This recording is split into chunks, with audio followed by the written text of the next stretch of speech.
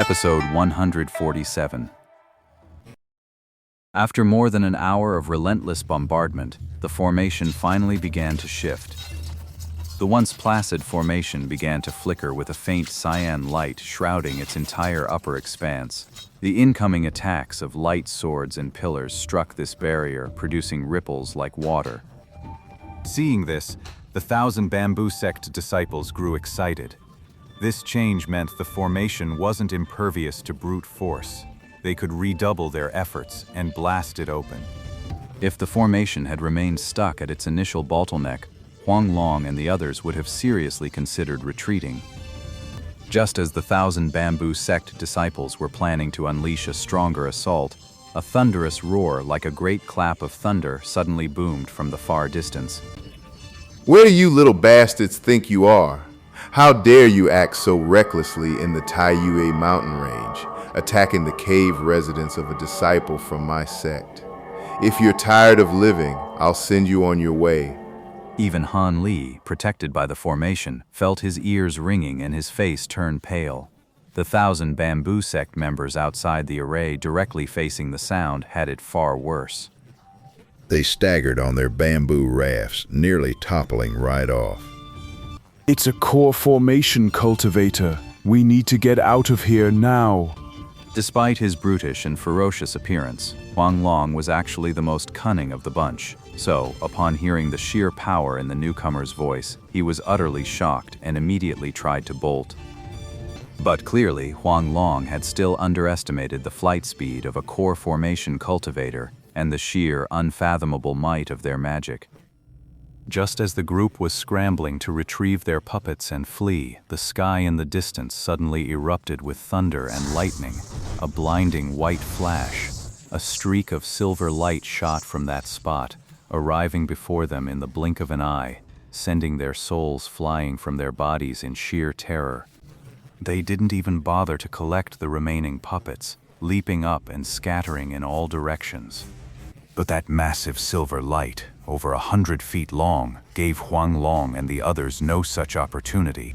It suddenly split apart, transforming into 6 or 7 slightly smaller arcs of silver light that instantly encircled each 1,000 bamboo sect member who had already taken to the air. Senior, spare us. We are... In his terror, Huang Long tried to speak, but the silver light didn't pause for an instant.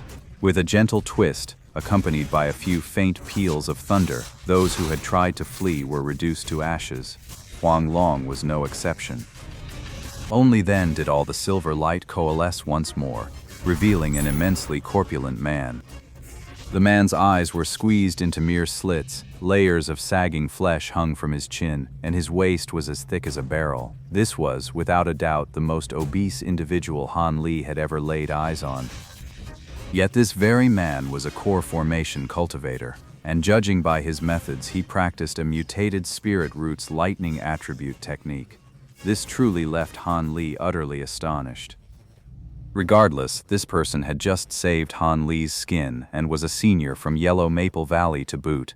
So, the moment Han Li saw the 1,000 bamboo sect guy get wiped out, he didn't hesitate for a second. He deactivated the formation and hurriedly flew up to meet him. Han Li came to a stop right in front of the fat man. Disciple Han Li pays his respects to Martial Uncle. Thank you for your timely rescue. May I ask for your esteemed name? Ever since Han Li had taken flight, the fat man had been sizing him up with his narrow eyes. Seeing Han Li's respectful and deferential manner, a faint smile finally appeared on his broad face. His first impression of Han Li seemed to be a favorable one. I am your martial uncle, Lei Wanhei. You can just call me Uncle Lei. Why would the 1,000 bamboo sect attack your cave dwelling for no reason? Did you provoke them? He pinpointed the crux of the matter with a single sentence. This Uncle Lei was clearly a shrewd man who wouldn't be easily fooled. Han Li felt a chill in his heart, but he kept his expression neutral as he recounted the events to his martial uncle, carefully omitting the beginning and the end. Naturally, Han Li made no mention of his trip to the Heavenly Star Sect's market, nor of destroying Senior Lin's origin soul. Lei Wanhei's expression remained perfectly placid throughout, only showing a flicker of reaction when he heard that senior brother Lin had succumbed to poison within the formation. So it was that kid from the Thousand Bamboo sect. I knew taking him into Yellow Maple Valley would bring trouble. I just didn't think he'd still be hunted down and killed after all these years. That Golden Light sect leader truly has a narrow mind. Where is nephew Lin's body? Take me to see it. As you command, Uncle Master. This way, please. Han Li didn't dare refuse. He hurriedly led the other party into his formation. Fortunately, I was too busy watching the Thousand Bamboo sect members earlier, so I didn't touch anything like senior brother Lin's storage pouch on his body. Otherwise, that would have been quite awkward. This formation of yours is quite something. Looks like even if I hadn't stepped in, those bastards wouldn't have been able to touch you. Lei Wanhei had only just entered the inverted five elements formation when he began to grasp its intricacies. This is just a set of high-grade formation flags I spent a fortune to acquire from the market. How could they possibly catch your esteemed eye, Uncle? No. This array of yours must have quite the pedigree. Even if I were to force my way through, I wouldn't get past it without a real struggle. Lei Wanhei shook his head like a rattle drum, vehemently disagreeing. They had arrived at the spot. Senior brother Lin's body was still lying face down, completely undisturbed. At the sight, the fat man raised a hand, and the corpse flew into a pair of fan-like palms. Lei Wanhei then proceeded to examine it without ceremony. It seems you were telling the truth. He died from a poison, an ancient toxin from the goo poison sect of the Far West. The fat man finished his inspection and gave a nod, which sent a jolt of alarm through Han Li. But before the body completely failed, his origin soul should have escaped. I wonder if nephew Han saw it. The fat man tossed the empty husk to the ground and turned to Han Li. So he finally asked about it. Origin soul? I didn't see any origin soul. Did senior brother Lin's origin soul escape his body before he died? Han Li had already made up his mind. If asked about the origin soul, he would simply deny all knowledge. After all, could he really tell them that the other party had attempted a possession only to have his origin soul obliterated instead? You didn't see him? The fat man stared at Han Li for a long moment, making Han Li's heart race with unease. Since you didn't see him, then this nephew Lin's origin soul likely got lost in the grand formation on its own and dissipated. Han Li let out a breath he hadn't realized he was holding. But he was well aware that his excuse wouldn't be believed. But judging by how indifferent Uncle Lei seemed about senior brother Lin's fate just now, he probably won't press the matter any further. After all, everyone knows that the first thing a cultivator does after their origin soul leaves their body is to immediately seek possession in order to be reborn. But aside from Han Li, there was no other cultivator in the formation. The target of the possession could only have been Han Li. Since Han Li is perfectly fine, it means this senior brother Lin must have failed in his possession attempt, and his origin soul was likely destroyed. As for whether Han Li's body had been taken over by senior brother Lin's origin soul, that was something you could tell at a glance. Possession is an act that severely damages the origin soul. Even if it succeeds, the usurper must undergo a period of secluded meditation for at least a month before they can fully control the new body. Naturally, Uncle Lei would have spotted any discrepancy. So, both Han Li and Lei Wanhei knew perfectly well what had become of senior brother Lin's origin soul.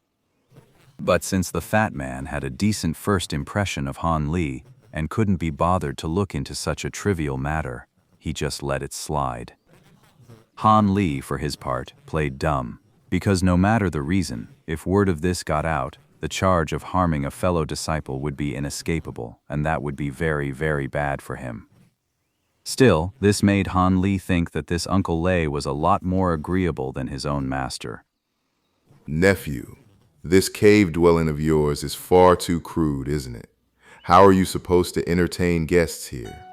While we cultivators don't fuss over such things, we should at least make it somewhat presentable.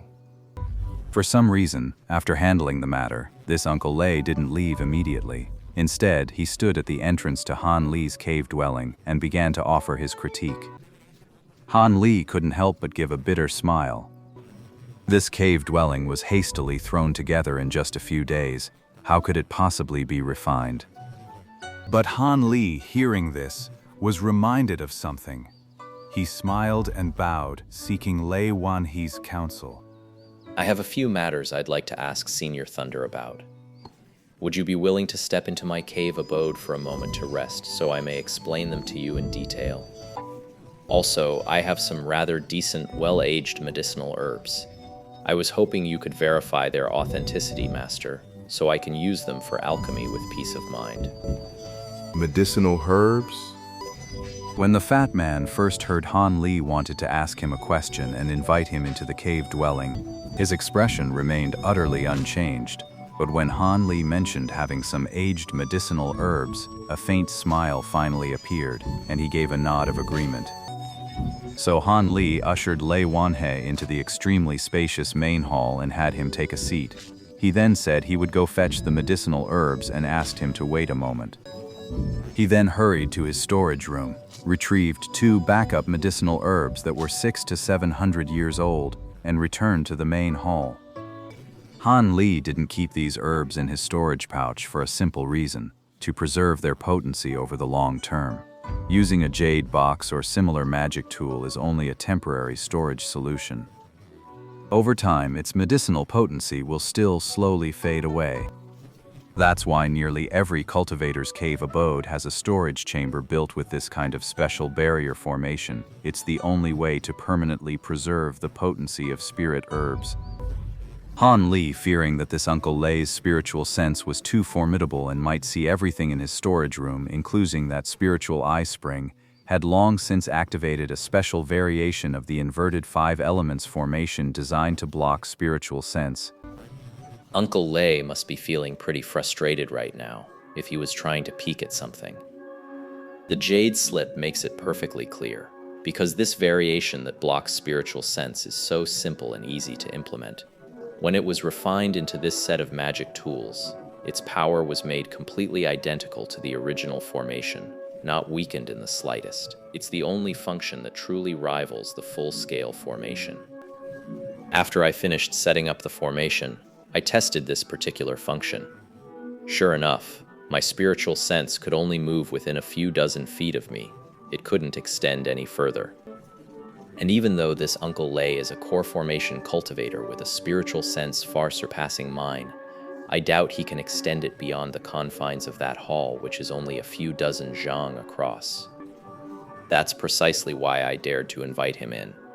If his spiritual sense had swept through my storage room and the other sealed spirit spring, I'm sure Uncle Lei Wanhe would have been 90% likely to start entertaining some uncharitable ideas. But if I hadn't invited Uncle Lei into my cave in the first place, that would have been even worse. It would only have made him more suspicious.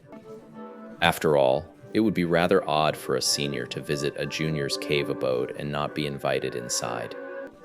Even if he overlooked it at first, what if he thinks it over later? That would be even worse. Besides, I genuinely have something I'd like to ask this fat senior uncle, and I'm quite keen on building a connection with him. After all, he's a core formation cultivator. Getting on his good side would be a major advantage.